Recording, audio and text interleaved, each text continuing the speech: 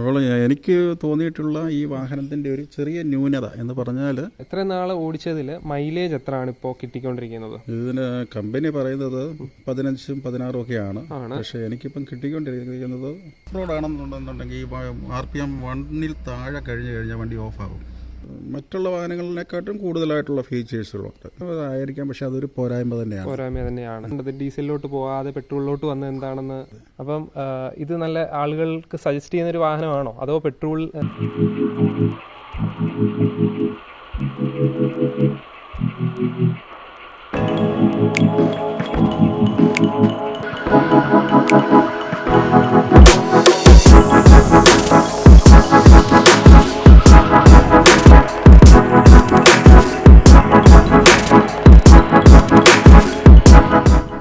Hello friends, ബോക്സിൻ്റെ ഏറ്റവും പുതിയ എപ്പിസോഡിലേക്ക് സ്വാഗതം. നമ്മൾ ഇന്ന് കൊണ്ടുവന്നിരിക്കുന്നത് നമ്മുടെ കിയ കാരൻസ് ആണ്. നമ്മൾ കിയ കാരൻസ് നേരത്തെ കൊണ്ടുവന്നിട്ടുണ്ട്. അത് നമ്മൾ കൊണ്ടുവന്നത് ഡീസൽ ഓട്ടോമാറ്റിക് ആണ് കൊണ്ടുവന്നിരുന്നത്. അപ്പം കുറേ പേര് പെട്രോൾ മാനുവലിൻ്റെയൊക്കെ കാര്യങ്ങൾ അറിയണമെന്ന് ആഗ്രഹമുണ്ടെന്ന് കമൻറ്റിൽ രേഖപ്പെടുത്തിയിരുന്നു. അതനുസരിച്ച് നമ്മൾ പെട്രോൾ മാനുവൽ കൊണ്ടുവന്നിരിക്കുകയാണ്. നമ്മൾ 1.4 ലിറ്റർ ടെർബോ പ്ലസ് പെട്രോൾ മാനുവലാണ് നമ്മൾ കൊണ്ടുവന്നിരിക്കുന്നത്. അപ്പം അതിൻ്റെ ഒരു യൂസർ എക്സ്പീരിയൻസ് അറിയാനായിട്ട്, അതിൻ്റെ ഫീച്ചേഴ്സുകൾ എന്തൊക്കെയാണ് നമുക്ക് അറിയാനായിട്ട് നമ്മൾ ഇന്ന് വീഡിയോ ചെയ്യുന്നത്. അപ്പം നമ്മൾ അധികം നീട്ടുന്നില്ല, കാരണം നമ്മൾ ഓൾറെഡി ഒരു കാരൻസിൻ്റെ വീഡിയോ നമ്മൾ ചെയ്തിട്ടുള്ളതുകൊണ്ട് അധികം നീട്ടിക്കൊണ്ട് പോകുന്നില്ല. അപ്പം നമ്മൾ ഇതിൻ്റെ ഓണറിനെ നമുക്ക് ഈ വീഡിയോയിലേക്ക് സ്വാഗതം ചെയ്യാം.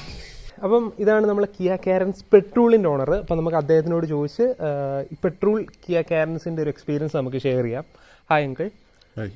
അങ്കിളുടെ പേര്? എൻ്റെ പേര് മോൻസി സാമുവൽ. എന്ത് ചെയ്യുന്നു ഇപ്പോൾ? ഞാനിപ്പം ഗൾഫ് റിട്ടേൺ ആണ്.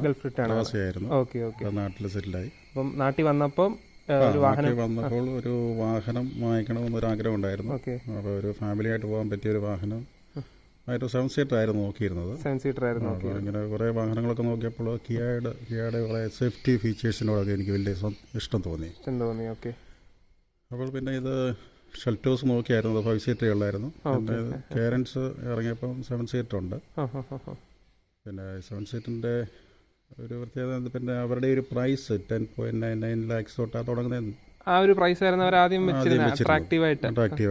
പക്ഷെ നമ്മൾ അത്യാവശ്യം ഫീച്ചേഴ്സ് ഉള്ള ഒരു വാഹനം ചെന്ന് നമ്മുടെ ഒരു ഇതിവിടെ സാറ്റിസ്ഫാക്ഷനോടെ നോക്കി അത്യാവശ്യം വേണ്ട ഫീച്ചേഴ്സ് ഇവിടെ സെലക്ട് ചെയ്ത് വന്നപ്പോഴത്തേന് അത് 17 ലാഖായി. അപ്പം ഓരോ നമുക്ക് വേണ്ടി ഓരോ ഫീച്ചേഴ്സ് ആഡായി. ഇത് തന്നെ ഒരു 8-9 വേരിയന്റ് ഉണ്ട്. ടെർബോ പ്ലസ് എന്ന് പറയുന്ന ഒരു മിഡിൽ വേരിയന്റ് ആണിത്. 1.4 പെട്രോൾ മാനുവൽ. ഓക്കെ. അപ്പം ഇതിനാണ് 17 lakhs ഓൺ റോഡ് പ്രൈസ് വന്നത് അല്ലേ? അതെ, 17 lakhs എന്ന് പറയുമ്പം ഇതിന് എക്സ്ട്രാ ഫിറ്റിംഗ്സ്, നമുക്ക് ആവശ്യമുള്ള എക്സ്ട്രാ ഫിറ്റിംഗ്സ് കൂടെ കൂട്ടിയിട്ട് എല്ലാം കൂടെ കൂട്ടിയിട്ടാണ് വന്നത്. അപ്പം ഷോറൂം എവിടെ നിന്നായിരുന്നു എടുത്തത്? ഷോറൂം കൊല്ലത്ത് NCS എന്നാണ് എടുത്തത്. Okay okay. അപ്പം ഇതിപ്പോൾ എത്ര കിലോമീറ്റർ ഏകദേശം ഓടിയിട്ടുണ്ട്? ഓട്ടം വളരെ കുറവാണ്. 2700 കിലോമീറ്റർ ആയിട്ട്. സർവീസ് കഴിഞ്ഞതേ ഉള്ളൂ. അതെ. ഓക്കെ. സർവീസിൽ ഓയിൽ ചേഞ്ച് ഒന്നുമില്ല.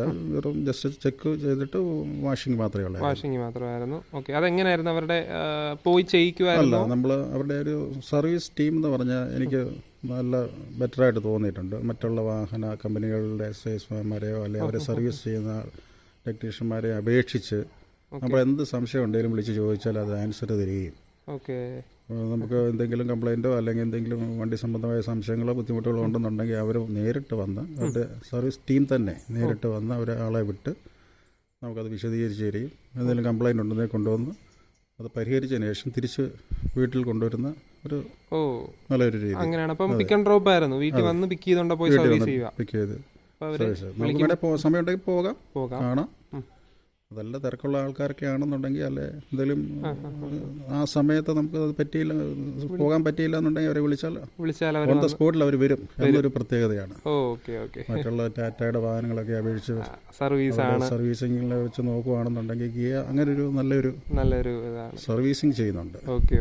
അപ്പം ഇത് കിയ കാരൻസ് എടുക്കുന്ന സമയത്ത് വേറെ വാഹനങ്ങൾ സെൽറ്റോസ് ഇതല്ലാതെ വേറെ മാരുതിയിലോട്ടൊക്കെ നോക്കിയോ? XL6 അല്ലെങ്കിൽ അൽക്കസാറോ അങ്ങനെയൊക്കെ നോക്കിയോ? മഹീന്ദ്രയുടെ XUV 700 നോക്കിയായിരുന്നു. പക്ഷെ കുറച്ചുകൂടെ എമൗണ്ട് കൂടി, നമ്മുടെ എസ്റ്റിമേഷൻ കുറച്ചുകൂടെ കൂടി പോകുന്നതുകൊണ്ട് അതും ഈ പറഞ്ഞ പോലെ ഈ 12 lakhs ആണ് അവർ പ്രൈസ് വെച്ചിരിക്കുന്നത്. അതെ, അവരും ഇങ്ങനെയുള്ള ഒരു കസ്റ്റമറെ അട്രാക്ട് ചെയ്യാൻ വേണ്ടി ഏറ്റവും ലോ പ്രൈസ് ആണ്. ബേസ് മോഡലിൻ്റെ പ്രൈസാണ് അവർ അഡ്വർടൈസ്മെൻറ്റിന് വേണ്ടി കാണിച്ചിരിക്കുന്നത്.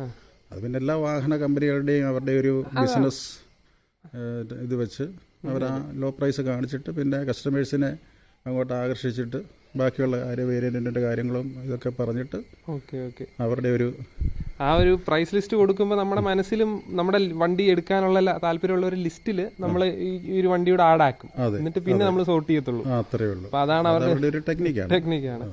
ഓക്കെ, അപ്പം മൊത്തത്തിൽ ആഡായി വന്നിട്ടുമ്പോൾ നമുക്കൊരു എമൗണ്ട് ആവും. ഓക്കെ, അപ്പം ഇത് കിയ കാരൻസ് പെട്രോൾ ആണ് എടുത്തിരിക്കുന്നത്. അപ്പം അതിന് ഇത്രയും നാൾ ഓടിച്ചതിൽ മൈലേജ് എത്രയാണ് ഇപ്പോൾ കിട്ടിക്കൊണ്ടിരിക്കുന്നത്? ഇതിന് കമ്പനി പറയുന്നത് 15-ഉം 16-ഉം ഒക്കെയാണ്. പക്ഷേ എനിക്കിപ്പം കിട്ടിക്കൊണ്ടിരിക്കുന്നത് നല്ല റോഡിൽ 13-ഉം 14 കിട്ടുന്നുള്ളൂ. സർവീസൊക്കെ കഴിഞ്ഞിട്ട് പിന്നെ ചിലപ്പോൾ ആ ഒരു ഓയിൽ ചേഞ്ച് കഴിയുമ്പോഴത്തേന് എത്തുമായിരിക്കാം. ഓക്കെ. പിന്നെ യാത്ര നല്ല പെർഫെക്റ്റ് ആണ്. യാത്ര എത്ര ലോങ് വേണേലും പോയാലും നല്ല യാത്ര സുഖമുള്ള, നമുക്ക് ഒരു ക്ഷീണമോ അങ്ങനെയുള്ള കാര്യങ്ങളൊന്നുമില്ല. നല്ല കോൺഫിഡൻ്റ് ആണ്. ഡ്രൈവിങ്ങിനും നല്ല കോൺഫിഡൻ്റ് ആണ്. ഇന്റീരിയറിലോട്ട് കയറുമ്പോൾ തന്നെ നല്ലൊരു പ്രീമിയം ഫീൽ ആണല്ലോ എല്ലാത്തിലും. പെട്രോൾ എടുക്കണമെന്ന് എന്തുകൊണ്ട് ഡീസലിലോട്ട് പോവാതെ പെട്രോളിലോട്ട് വന്നത് എന്താണെന്ന് ഡീസലിനോടായിരുന്നു എനിക്ക് താല്പര്യം. പക്ഷേ ഞാൻ ഓട്ടോമാറ്റിക് ആയിരുന്നു ബുക്ക് ചെയ്തത്. കിട്ടുന്ന ഇച്ചിരി കാലതാമസം നേരിടുമെന്ന് പറഞ്ഞതുകൊണ്ടാണ് പിന്നെ പെട്രോളിലോട്ട് ഇതിലോട്ട് വന്നത്. ഓക്കെ. അപ്പോൾ 1.4 ലിറ്റർ ആണ് ഇതിന് വന്നിരിക്കുന്നത്. പെട്രോൾ 1.5 വരുന്നുണ്ട്. അതിന് മൈലേജ് 20-21 ഒക്കെ ആയിരുന്നു. അപ്പോൾ ആ 3 മാസം മുമ്പാണ് ഞാൻ വണ്ടി എടുക്കുന്നത്. അപ്പോൾ ആ ഒരു സമയത്ത് അത് അവൈലബിൾ അല്ലാത്ത കാലതാമസം എടുക്കുമെന്ന് പറഞ്ഞതുകൊണ്ടാണ്. പ്രത്യേകിച്ച് അവിടുന്ന് വന്ന് വണ്ടി ആവശ്യമുള്ളതുകൊണ്ടല്ലേ? എനിക്ക് പെട്ടെന്ന് വണ്ടിയുടെ ഒരു ആവശ്യം ഉണ്ടായതുകൊണ്ട് ഞാൻ പിന്നെ ഇതിലോട്ടങ്ങ് മാറിയെന്നുള്ളൂ. ഇതിലോട്ടിങ്ങ് മാറിയെന്നേ ഉള്ളൂ. അപ്പം ഇതെടുത്ത് പെട്രോൾ 1.4 ആയതുകൊണ്ട് അതിൻ്റെ ഉദ്ദേശിച്ച ആ ഒരു പവറും പെർഫോമൻസും ഒക്കെ കിട്ടുന്നുണ്ടോ?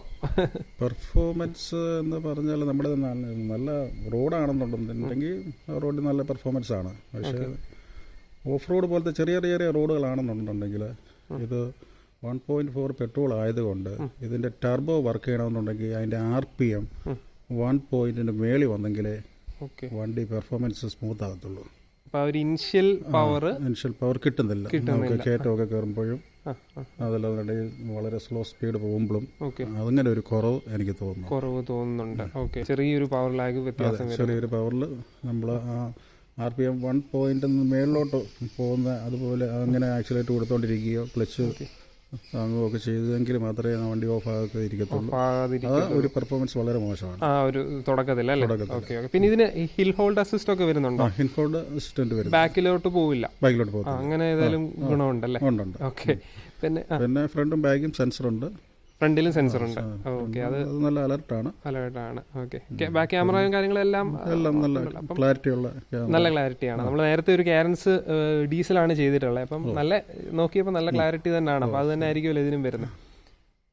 പിന്നെ ഈ മറ്റുള്ള വാഹനങ്ങളിനെക്കാട്ടും കൂടുതലായിട്ടുള്ള ഫീച്ചേഴ്സുകളുണ്ട് ഇന്നത്തെ. അതെ. ഇപ്പം ആ 17 ലക്ഷം കൊടുത്തപ്പോൾ എന്തൊക്കെ ഫീച്ചേഴ്സാണ് എക്സ്ട്രാ ആയിട്ട് ആഡ് ചെയ്തതെന്ന് ഓർമ്മയോ? അങ്ങനെ ഇപ്പം സൺറൂഫ് കൊടുത്തിട്ടും കാര്യമില്ല, അത് കാരണം നമ്മൾ യൂസ് ചെയ്യത്തില്ല. ടോപ്പ് മോഡലിനേ ഉള്ളൂ സൺറൂഫ്. പിന്നെ ഈ മിഡിൽ വേരിയന്റിൽ ബേസ് മോഡലൊന്നും സൺറൂഫ് ഇല്ല. അപ്പം അലോയ് വീൽസ് 4 അലോയ് വീൽസ് ആണ്. പിന്നെ ABS ബ്രേക്ക്, ഓക്കെ. 4 ബ്രേക്സും ഡിസ്ക് ആണ് വരുന്നത്. DRL light, automatic wipers, head light അങ്ങനെ വല്ലതും? ഓട്ടോ മോഡുണ്ട്. ഹെഡ്ലൈറ്റിനുണ്ട്. ഓക്കെ. കൂടുതൽ പ്രകാശം നമ്മൾ ഡിമ്മും ബ്രൈറ്റും അടിക്കേണ്ട കാര്യമില്ല. അത്യാവശ്യം കൂടുതൽ ലൈറ്റ് ഫ്രണ്ടിൽ നിന്ന് അടിക്കുകയാണെന്നുണ്ടെങ്കിൽ ഇത് കുറച്ച് പവർ കുറഞ്ഞ് കാണിക്കും. അതുകൊണ്ട് നമുക്ക് ഈ ഫ്രണ്ടിൽ നിന്ന് വരുന്ന വാഹനങ്ങൾക്കൊന്നും ഡ്രൈവർമാർക്കൊന്നും വലിയ ബുദ്ധിമുട്ടില്ല. നമ്മൾ ഡിമ്മും ബ്രൈറ്റും അടിക്കാതെ തന്നെ കൺട്രോൾ ആയിക്കോളും. അപ്പൊ അത് നല്ലൊരു ഇതാണ്. കാരണം മാനുഫാക്ചേഴ്സ് തന്നെ അങ്ങനെയുള്ള സൗകര്യങ്ങൾ കൊണ്ടുവന്ന ഓപ്പോസിറ്റ് വരുന്നവർക്ക് സൗകര്യമായിരിക്കും.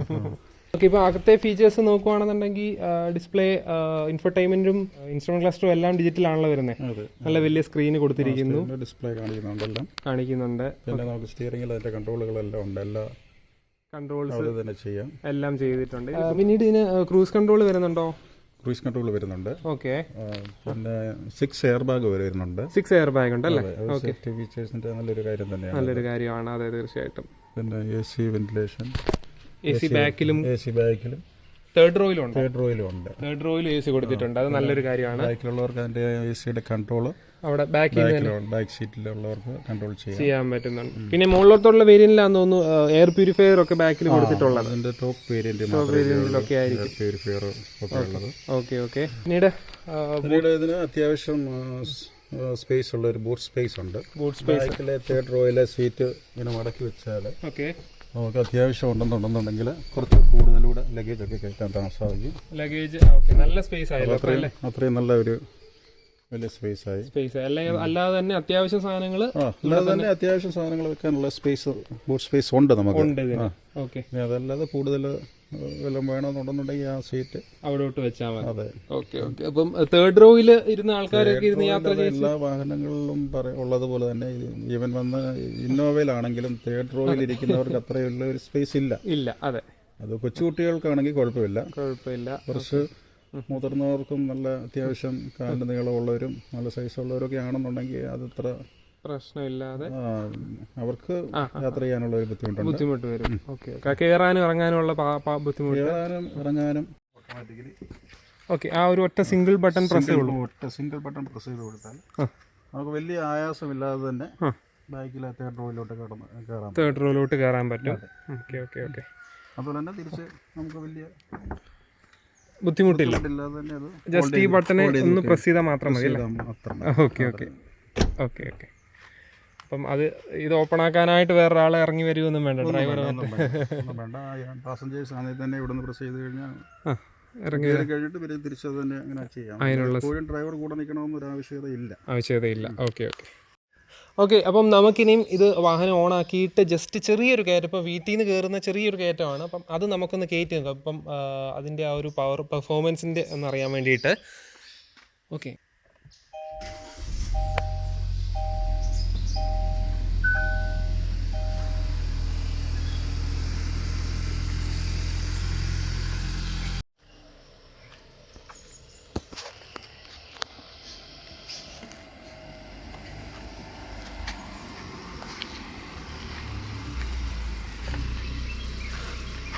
ആ ഒരു കയറ്റം കയറി വന്നതിൻ്റെ ആ ഒരു ഇപ്പം എന്നും കയറ്റുന്ന വേണ്ടി ചിലപ്പം തോന്നിക്കാണില്ല അല്ലേ?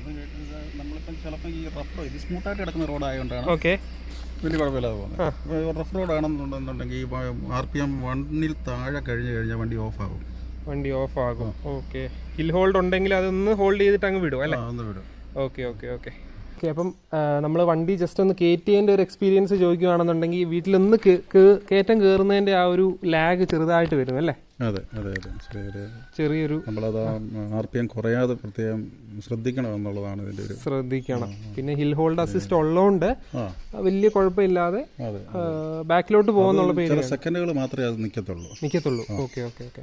അതിന് മുമ്പായിട്ട് നമ്മളത് പിക്കപ്പ് ചെയ്യണം. ഓക്കെ.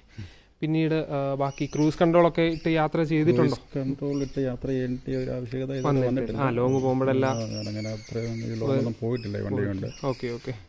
അടി തട്ടുന്ന കാര്യങ്ങളെ പറ്റി ചോദിക്കുകയാണെങ്കിൽ ഇത് നല്ല ക്ലിയറൻസ് കുറഞ്ഞൊരു വണ്ടി ആയ സ്ഥിതിക്ക് എങ്ങനെയുണ്ട്? MPV വെഹിക്കിളാണിത്. അതെ. അവർ XUV-യുടെ ആയിട്ടുള്ള ഒരു പെർഫോമൻസ് പ്രതീക്ഷിക്കേണ്ട. എന്നാലും അത്യാവശ്യം കുഴപ്പമില്ലാത്ത ആ റോഡുകളിലൊന്നും വലിയ കുഴപ്പമില്ലാതെ പോകും. പ്രത്യേകിച്ച് ഇപ്പം നമ്മുടെ ഇവിടെ റോഡ് പണികളൊക്കെ നടക്കുന്നത് കണ്ടു. അപ്പം അതുവഴിയൊക്കെ പോകുന്നതിന് വലിയ കുഴപ്പമില്ല. നമ്മളൊരു ഓഫ് റോഡൊക്കെ പോവുകയാണെങ്കിൽ മിക്കവാറും അടി തട്ടാൻ സാധ്യതയുണ്ട്. അങ്ങനെ എന്തെങ്കിലും അനുഭവം ഉണ്ടായിട്ടുണ്ടോ? തട്ടിയിട്ടുണ്ടോ? എടുത്തതിന് ശേഷം ഇങ്ങനെ ഉണ്ടായിട്ടില്ല. നമ്മളത് സൂക്ഷിച്ചാണ് കൊണ്ടുപോകുന്നത്. പക്ഷേ അത് വലിയ ഇതൊക്കെ ആണെന്നുണ്ടെന്നുണ്ടെങ്കിൽ അടി തട്ടാൻ സാധ്യത. ഇത്രയും ക്ലിയറൻസ് കുറവാണല്ലോ, അപ്പം അത് പ്രതീക്ഷിച്ചാൽ മതി. ഇതിന് വേറെ നെഗറ്റീവുകൾ എന്തെങ്കിലും ഫീൽ ആയിട്ടുണ്ടോ? അത്ര കുഴപ്പമില്ല. ഈ ഒരു നെഗറ്റീവ് മാത്രമേ ഉള്ളൂ എനിക്ക് പറയാനുള്ളത്. ഒരു സാധാരണക്കാരനെ സംബന്ധിച്ച് ഇത്രയും ഫീച്ചേഴ്സ് ഉള്ള ഒരു വാഹനം സ്വന്തമാക്കണമെന്നുണ്ടെന്നുണ്ടെങ്കിൽ ഇതിലും വലിയ വില കൊടുക്കേണ്ടി വരും. അതെ. സാധാരണക്കാരെ സംബന്ധിച്ച് അത്യാവശ്യം ഫീച്ചേഴ്സ് ഒക്കെ ഉള്ള ഒരു വാഹനം കരസ്ഥമാക്കാൻ നല്ല കിയയുടെ വാഹനങ്ങളാണെന്ന എൻ്റെ ഒരു അഭിപ്രായം. ഓക്കെ. അപ്പം പിന്നീട് അല്ലാതെ ഉള്ളത് ഇപ്പം മാരുതി ഒക്കെയാണ്. അപ്പം അത് വേണമെന്ന് XL6 ഉണ്ട്. നമ്മൾ XL6ന്റെ വീഡിയോ ചെയ്തിട്ടുണ്ട്. അപ്പം ഇത് നല്ല ആളുകൾക്ക് സജസ്റ്റ് ചെയ്യുന്ന ഒരു വാഹനമാണോ അതോ പെട്രോൾ? തീർച്ചയായിട്ടും ഇതിന് 7-8 വേരിയന്റ് ഉണ്ടെന്നാണ് പറയുന്നത്. അപ്പം അതിൻ്റെ അനുസരിച്ചുള്ള പെർഫോമൻസ് കൂടെ നോക്കിയിട്ട് കിയയുടെ വാഹനങ്ങൾ ഒരു സാധാരണക്കാരനെ സംബന്ധിച്ച് ഇത്രയും ഫീച്ചേഴ്സുള്ള ഒരു വാഹനങ്ങൾ സ്വന്തമാക്കുന്നതിൽ ഞാൻ സാറ്റിസ്ഫൈഡ് ആണ്. ഓക്കെ. അപ്പോൾ എനിക്ക് തോന്നിയിട്ടുള്ള ഈ വാഹനത്തിൻ്റെ ഒരു ചെറിയ ന്യൂനത എന്ന് പറഞ്ഞാൽ അതിൻ്റെ ഒരു എടുക്കാൻ നേരമുള്ള ഒരു പെർഫോമൻസ് പെട്ടെന്ന് ഇത് സ്പീഡിലേക്ക് എത്തുന്നില്ല, സമയമെടുക്കും. അതിൻ്റെ RPM കൂടാൻ വേണ്ടി നമ്മൾ അതിനനുസരിച്ചുള്ള ഒരു ടൈമിംഗ് എടുക്കുന്നുണ്ട്. ഒരുപക്ഷെ ഈ 1.4 പെട്രോളിന് മാത്രമേ അത് കാണത്തുള്ളായിരിക്കാം. മറ്റ് ഇപ്പോൾ 1.5 പെട്രോളിനും 1.5 ഡീസലിനും അങ്ങനെയുള്ള ഒരു പ്രശ്നം ഉണ്ടായിരിക്കത്തില്ലായിരിക്കും. എന്തായാലും എടുക്കാൻ ആഗ്രഹിക്കുന്നവർ ഓരോ വേരിയൻറ്റിൽപ്പെട്ട വാഹനങ്ങളും സീരിയലിൽപ്പെട്ട വാഹനങ്ങളിലും ഓടിച്ചു നോക്കിയിട്ട് ടെസ്റ്റ് ഡ്രൈവ് ചെയ്തതിന് ശേഷം വ്യത്യാസം മനസ്സിലാക്കി എടുക്കുന്നതായിരിക്കും ഒരു പക്ഷേ നല്ലതെന്ന് എനിക്ക് തോന്നുന്നുണ്ട്. അതെ, അത് തീർച്ചയായിട്ടും അതായിരിക്കും നല്ലത്. കാരണം ഓരോരുത്തർക്കും ഓരോ എക്സ്പീരിയൻസ്. ചിലപ്പോൾ ചിലർ ഈ വണ്ടി ഓടിച്ചിട്ട് പറയും നല്ല പവറാണ്, ബുദ്ധിമുട്ട് ചിലർക്ക് തോന്നുന്നില്ല എന്ന് പറയും. അപ്പം ഓരോരുത്തർക്കും ഓരോ എക്സ്പീരിയൻസ് ആയിരിക്കും ഓടിക്കുമ്പോൾ കിട്ടുന്നത്. പിന്നെ മറ്റൊന്ന് എടുത്തു പറയേണ്ടതായിട്ടുള്ള അവരുടെ സർവീസിങ് നല്ലതാണ്. അവരുടെ കസ്റ്റമർ കെയറിങ് വളരെ എടുത്തു പറയേണ്ടതായിട്ടുള്ള ഒരു സംഭവം. ഒരുപക്ഷെ നമ്മൾ നല്ല വാഹനങ്ങളൊക്കെ നല്ല ബ്രാൻഡഡ് ആയിട്ടുള്ള ടൊയോട്ടോ അങ്ങനെ മറ്റുള്ള കമ്പനികളുടെയൊക്കെ വാഹനങ്ങളിലൊക്കെ എടുത്തു കഴിഞ്ഞാൽ ചിലപ്പോൾ സർവീസിങ് ഈ പറയുന്ന സ്പോട്ടിലൊന്നും എത്തി അവർ തരാൻ സാധ്യത കുറവാണ്. ക്വിക്ക് റെസ്പോൺസ് കിട്ടാൻ പാടായിരിക്കും. പല വ്ളോഗിലും കണ്ടിട്ടുണ്ട് ടാറ്റയുടെ ഇതിനെക്കാട്ടും നല്ല വാഹനങ്ങളൊക്കെയാണ്. പക്ഷെ അവർ സർവീസിങ്ങിൽ വളരെ പിന്നോട്ടാണെന്ന് ഞാൻ കേട്ടിട്ടുണ്ട്. അതുകൊണ്ട് കസ്റ്റമേഴ്സൊന്നും ആ വാഹനം എടുക്കാൻ ഒന്നുകൂടെ ആലോചിക്കേണ്ട ഒരു അവസ്ഥയിലേക്ക് വന്നിരിക്കുന്ന ഒരു സാഹചര്യം ഉണ്ടെന്ന് എനിക്ക് തോന്നുന്നു. പ്രത്യേകിച്ച് ടാറ്റ മഹീന്ദ്ര പോലുള്ള ഇന്ത്യൻ മാനുഫാക്ചറേഴ്സ് സർവീസ് കുറച്ചുകൂടെ ശ്രദ്ധിക്കേണ്ടതിരിക്കുന്നു. അതെ. ഓക്കെ, അപ്പം അതൊക്കെയാണ് നമുക്ക് കിയ കാരൻസ് പെട്രോളിൻ്റെ നമ്മൾ കഴിഞ്ഞ ദിവസം ചോദിച്ചിരുന്നു എന്തൊക്കെ ക്വസ്റ്റ്യൻസ് ആണ് ചോദിക്കാനുള്ളത്. അപ്പോൾ കിയ കാരൻസ് ഇതിൻ്റെ പവറിൻ്റെ കാര്യങ്ങൾ പിന്നീട് ഫീച്ചേഴ്സിൻ്റെ കാര്യങ്ങളൊക്കെ ചോദിക്കാൻ പ്രത്യേകം ആളുകൾ കമൻറ്റ് ചെയ്തിരുന്നു. അപ്പോൾ അതനുസരിച്ച് നമ്മൾ ചോദ്യങ്ങളൊക്കെ ചോദിച്ചിട്ടുണ്ട്. ഇനി വേറെ എന്തെങ്കിലും സംശയം ഉണ്ടെങ്കിൽ നിങ്ങൾ കമൻറ്റിൽ ചോദിക്കുക, നമ്മളത് ചോദിച്ചിട്ട് ക്ലിയർ ചെയ്ത് തരുന്നതായിരിക്കും. ഓക്കെ, അപ്പം നമ്മുടെ വീഡിയോ എല്ലാവർക്കും ഇഷ്ടപ്പെട്ടു എന്ന് വിചാരിക്കും. നമ്മൾ നേരത്തെ കിയ കാരൻസിൻ്റെ ഓൾറെഡി നമ്മളൊരു ഡീസൽ ചെയ്തിട്ടുണ്ട്. അതുകൊണ്ട് ഈ വീഡിയോ അധികം ലോങ് ആക്കുന്നില്ല. നമ്മൾ വേഗം കാര്യങ്ങൾ ചോദിച്ച് അറിയാനും വേറൊരു യൂസറിൻ്റെ ഒരു എക്സ്പീരിയൻസ് അറിയാനാണ് നമ്മളത് ചെയ്തത്. അപ്പം ഈ വീഡിയോ എല്ലാവർക്കും ഇഷ്ടപ്പെട്ടു എന്ന് വിചാരിക്കുന്നു. നമ്മൾ പുതിയൊരു വീഡിയോ ആയിട്ട് വീണ്ടും വരുന്നതായിരിക്കും. അതുവരേക്കും ഗുഡ് ബൈ.